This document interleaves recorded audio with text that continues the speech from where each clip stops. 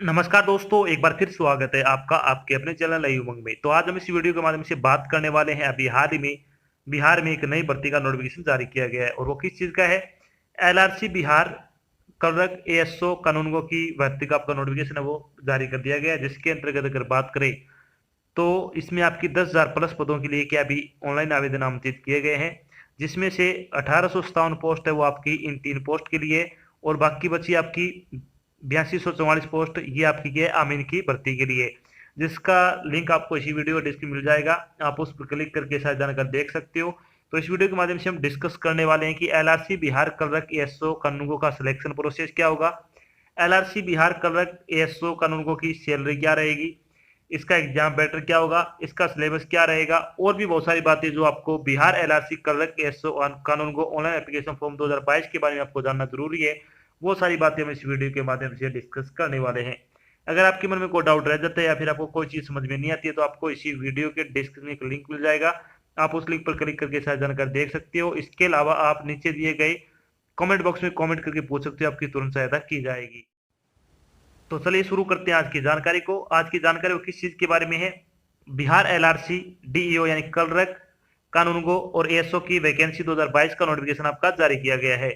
बिहार राजस्व और भूमि सुधार विभाग ने हाल ही में विभिन्न पदों की भर्ती के लिए एक अधिसूचना जारी की है।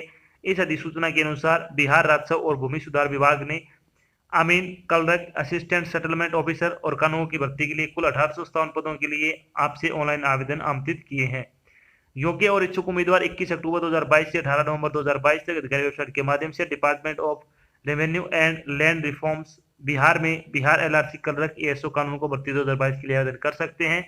यहाँ हम बिहार एलआरसी क्लर्क एएसओ कानून को ऑनलाइन फॉर्म 2022 के अन्य विवरण जैसे कि इसके लिए आयु सीमा क्या रहेगी, एप्लीकेशन प्रोसेस क्या होगा, एलिजिबिलिटी क्राइटेरिया क्या रहेगा, सिलेक्शन प्रोसेस क्या होगा, इंपॉर्टेंट डेट क्या क्या है, एग्जाम पैटर्न क्या होगा, इसका सिलेबस क्या रहेगा आदि के बारे में विस्तृत रूप से चर्चा करेंगे। तो चलिए सबसे पहले अपन बात करते हैं बिहार एलआरसी क्लर्क कानून को एएसओ की वैकेंसी डिटेल के बारे में। वैकेंसी डिटेल के बारे में अगर अपन बात करें तो आपकी जो स्पेशल सर्वे क्लर्क की अगर बात करें तो एससी कैटेगरी के लिए 113 पोस्ट है, एसटी के लिए 6 पोस्ट है, ईबीसी के लिए 132 पोस्ट है, बीसी के लिए 84 पोस्ट है, बीसी फीमेल के लिए 22 पोस्ट है और जनरल की अगर बात करें तो 313 पोस्ट है और ईडब्ल्यूएस की 74 पोस्ट है।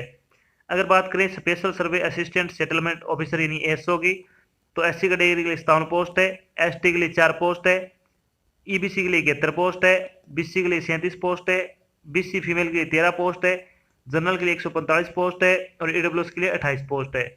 अगर बात करें स्पेशल सर्वे कानूनगो के बारे में तो 135 पोस्ट आपकी एससी कैटेगरी के लिए, 7 एसटी के लिए, ईबीसी के लिए 127 पोस्ट है, बीसी के लिए 91 पोस्ट है, बीसी फीमेल के लिए 32 पोस्ट है, जनरल के लिए 32 पोस्ट 302 पोस्ट है और ईडब्ल्यूएस के लिए 64 पोस्ट है। टोटल अगर बात करें तो टोटल 1857 पदों के लिए क्या अभी आपसे ऑनलाइन आवेदन अब आमंत्रित किए गए हैं। चलिए अब बात कर लेते हैं इन पदों के लिए आपकी शैक्षणिक योग्यता क्या होनी चाहिए।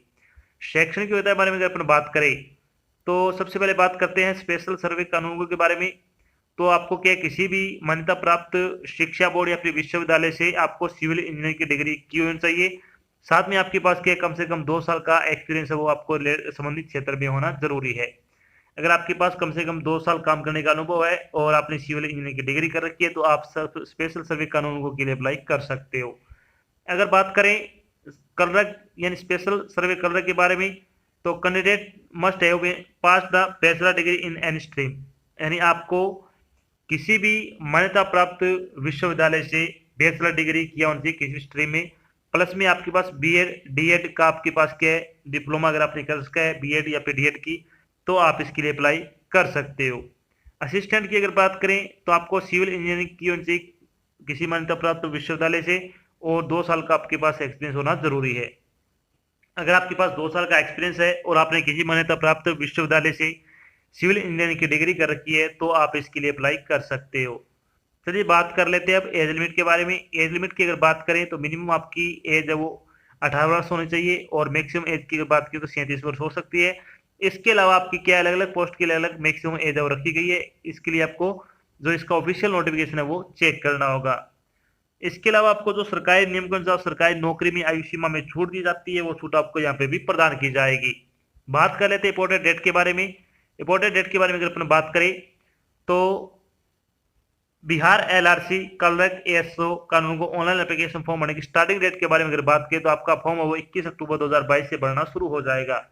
अगर बात करें बिहार एलआरसी कलरक कानून को एएसओ ऑनलाइन एप्लीकेशन फॉर्म भरने की लास्ट डेट के बारे में तो आप अपना फॉर्म है वो 18 नवंबर 2022 तक भर के जमा करवा सकते हो। अब बात करते हैं, अगर बात करें एप्लीकेशन फीस के लिए तो किसी भी कैटेगरी के लिए आपकी कोई एप्लीकेशन फीस रखी नहीं गई है। अब बात कर लेते हैं इसमें कि बिहार एलआरसी का आपका सिलेक्शन प्रोसेस क्या रहने वाला है। तो बिहार एलआरसी कर्रक एएसओ कानूनों की अगर बात करें सिलेक्शन प्रोसेस के बारे में तो आपका सिलेक्शन है वो मेरिट लिस्ट के आधार पर किया जाएगा, यानी इसमें आपका नई कोई एग्जाम होगा, नई कोई आपका एंट्री होगा, सीधा और सीधा डायरेक्ट आपका क्या एक मेरिट लिस्ट तैयार की जाएगी।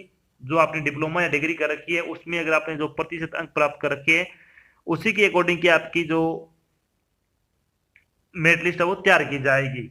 अब बात करते हैं, जब आप फॉर्म भरने जाओ तो आपको एक चीज ध्यान रखनी है कि आप जब भी फॉर्म भरने जाओ किसी भी एग्जाम का फॉर्म भरो तो उसमें अपनी ईमेल आईडी और अपना जो आपका फोन नंबर है वो इसमें जरूर मेंशन किया करो, क्योंकि जब भी आपको डिपार्टमेंट की तरफ से कोई भी इंपॉर्टेंट इंफॉर्मेशन दी जाएगी, जैसे कि अगर आपका सिलेक्शन हो भी जाता है तो आपके डॉक्यूमेंट वेरिफिकेशन का सेंटर कहाँ रहेगा और भी बहुत सारी बातें जो कि आपको जाननी जरूरी है, वो सारी बातें क्या बाई मेल या फिर बाई एसएमएस के द्वारा भेजी जाती है। तो ये चीजें आपको अपने ही यूज करनी है इन फ्यूचर में, बोल के भी क्या आपको किसी और की यूज नहीं करनी है। चलिए बात कर लेते हैं, जब आपका फाइनल सिलेक्शन हो जाएगा तो आपकी सैलरी क्या रहेगी।